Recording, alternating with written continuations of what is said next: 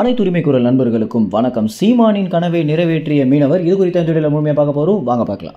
நாம் தமிழர் கட்சியின் தலைமை ஒருங்கிணைப்பாளரான சீமான் அவர்களுடைய ஒரு மிகப்பெரிய கனவே என்ன அப்படின்னா, மீனவர்களுடைய பாதுகாப்புக்காக நெய்தல் படை அமைக்கணும் அப்படின்றதா இருந்துட்டு இருக்கு. ஏன்னா இலங்கை கடல் படையினர் பார்த்தீங்கன்னா தொடர்ச்சியாகவே தமிழக மீனவர்களை சுட்டு கொல்றதும், அவங்களுடைய பார்டருக்குள்ள வந்துட்டாலே எந்த ஒரு கேள்வியுமே இன்றி அவங்களை சுட்டு கொல்றது பார்த்தீங்கன்னா ஒரு மனிதநேயமற்ற செயல். அதற்கு தமிழக அரசும் எந்த கேள்வியும் கேட்காம இருக்கீங்க அப்படின்னு நினைக்கும் போதே இந்த அரசாங்கமே வேணாம் அப்படின்னும் இந்த நாட்டை விட்டே போயிடலாம் தோணுது அப்படின்னு சீமானவர்கள் பார்த்தீங்கன்னா ரொம்ப காலங்களாகவே இந்த ஒரு விஷயம் குறித்து கேள்வி எழுப்பி தான் வந்துட்டு இருக்காரு. இருந்தாலும் அரசாங்கம் பார்த்தீங்கன்னா இந்த ஒரு விஷயத்த பெரிதாக கண்டுகொள்ற மாதிரியே தெரியல அப்படின்னு தான் சொல்லணும்.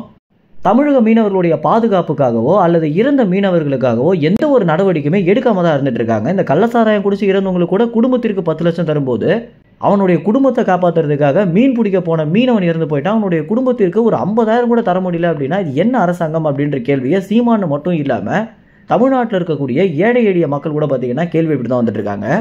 இந்த மாதிரி நெய்தல் படை அமைக்கணும் அப்படின்றது ஆரம்பத்தில் சீமானுடைய கனவாக இருந்தாலும் தற்போது ஒவ்வொரு தமிழர்களுடைய கனவாகவும் மீனவர்களுடைய கனவாக தான் இருந்துட்டு இருக்கு. எப்படா இந்த மீனவர்களுக்கு பாதுகாப்பு கிடைக்கும் அப்படின்னு அனைத்து தரப்பு மக்களுமே பார்த்தீங்கன்னா ஒரு பெரிய கேள்வியிலே இருந்துட்டு இருக்காங்க. இது குறித்து எந்த ஒரு நடவடிக்கையுமே அரசாங்கம் எடுக்கல அப்படின்னாலும் ஆட்சிக்கே வராம சீமான் எப்படி புலிப்படை அப்படின்ற ஒரு கட்டமைப்பை உருவாக்குனாரோ அதே மாதிரி நெய்தல் படையை ஆட்சிக்கே வரலனாலும் நான் உருவாக்குவேன் அப்படின்னும், இதற்கு எவ்வளவு செலவானாலும் பரவாயில்ல அப்படின்ற ஒரு விஷயத்துல ரொம்ப குறிக்கோளாகவே இருந்துட்டு இருக்காரு. இந்த ஒரு விஷயத்தை நிறைவேற்றுற மாதிரி தான் தற்போது ஒரு தமிழக மீனவர் பார்த்தீங்கன்னா அவருடைய படகுல நெய்தல் படை அப்படின்னும், அதற்கு பிறகு சீமானுடைய முகத்தை பதிச்சும் நாம் தமிழர் கட்சியுடைய கொடியை வச்சும் கிட்டத்தட்ட சீமான் ஒரு நெய்தல் படையை கட்டமைச்சாரு அப்படின்னா அந்த படகுல என்னென்ன விஷயங்கள் இருக்குமோ எல்லா விஷயங்களுமே பார்த்தீங்கன்னா சீமானோட கனவை நிறைவேற்றுற மாதிரி பண்ணி வச்சிருக்காரு இந்த மீனவர். இவருடைய பெயர், இவருடைய விலாசம், இது எந்த பகுதியில் இருக்காரு அப்படின்ற விவரங்கள் பார்த்தீங்கன்னா இன்னும் தெரிய வராமல் இருக்கு.